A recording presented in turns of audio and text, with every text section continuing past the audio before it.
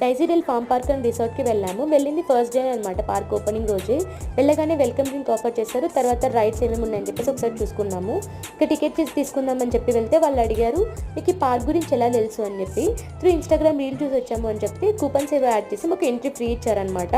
Each పర్సన్కి entry 600 rupees. అలా మాకు 3000 రూపీస్ సేవ్ అయింది ఫస్ట్ డే వెళ్ళడం వల్ల. ఇంకా రైడ్స్ వచ్చేసి కిడ్స్కి ఎక్కువగా ఉన్నాయి, పెద్దవాళ్ళకి ఏం పెద్ద రైడ్స్ ఏం లేవు.